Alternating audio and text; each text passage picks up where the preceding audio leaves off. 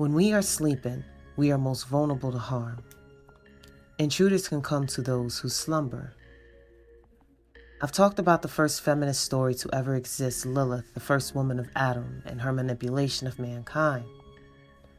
Well, we have our spawn, the succubi, beautiful, seductress women with evil intentions. They are often vengeful, prideful, and full of greed, sucking the life out of men. If you haven't watched my first video, the story goes that these shape-shifting creatures lured men in their sleep, so much so they would be considered today wet dreams. They preyed on men's desires to steal their semen. And if men had multiple encounters with them, it would leave them with mental deterioration and hallucinations and death. I recently heard of a book that was written by Hyman Kramer speaking on witches, and he mentions the succubi. He explained how after the succubus slept with men, they took the semen to an incubus, which is the male form of a succubus, who would impregnate the human women due to the demons not being capable of reproduction. He went to say that children that were born this way are more acceptable to the demonic possession or become villains in society.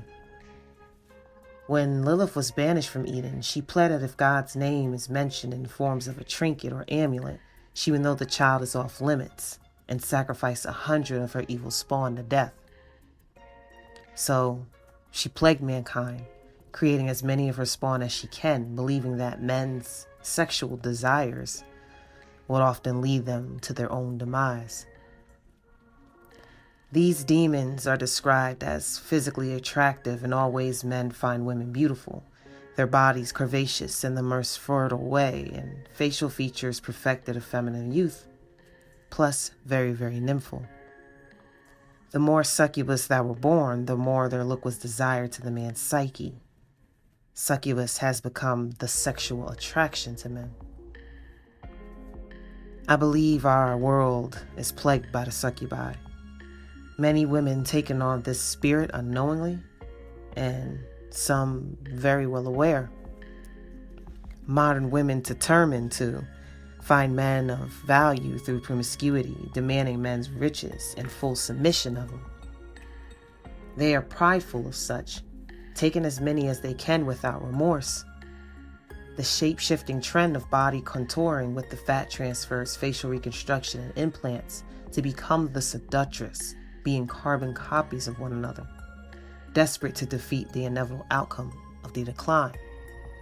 Social media is the promoters to all young and old, inflicting more to do the same. The succubus feel that men are bound to one thing that they are not, the need to reproduce. Now, although this is folklore, societies were built around many of them, and we have to understand that stories, legends, or myths come from a past, which laid ground into our history. Our history helps create the path for the future.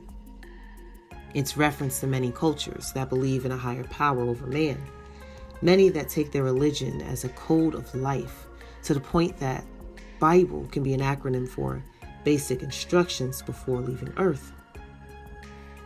Now, is that what it stands for? I'm unsure myself, but I've heard this phrase many, many times before. So, when we take a look into our history, we were supposed to get an understanding of what the present means, what the future may bring, and how we incorporate it in our lives. And I know not all, but many women have moved towards the destruction of our society, and the feminist idea was the start of it all. I know the movement could have been sensible at the time, but it sure opened the door. What we have today is the third wave of feminism, to rule over men, to make them sexually and financially their slaves, to triumph over the godly union.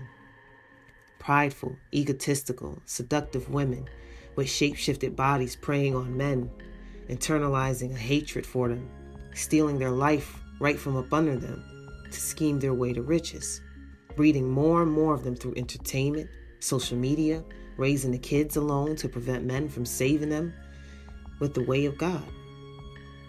Now, I'm not religious myself, but the more I dived into the information, the more I got to thinking. If God created man in his vision, was man a human form of God? Men are naturally on the side of creation. Creation is a godly power. Our world wouldn't be the way it is without the power of creation. For a man to pick up wood and see a house, to know natural minerals we were given can create pavements and buildings, pipelines, our whole infrastructure. So what would be the opposite of that? Everything man is not? A woman.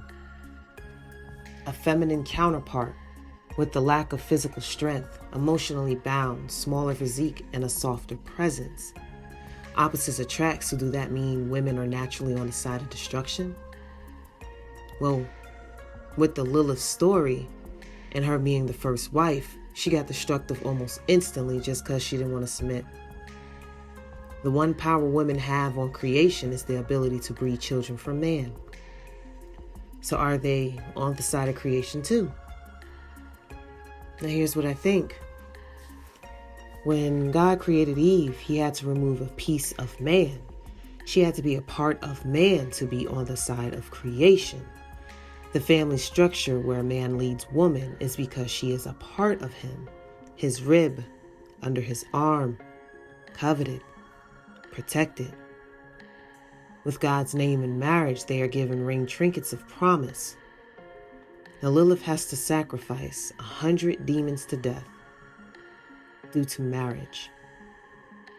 With godly families, less succubi survive. Dynasties are created. Society will prevail.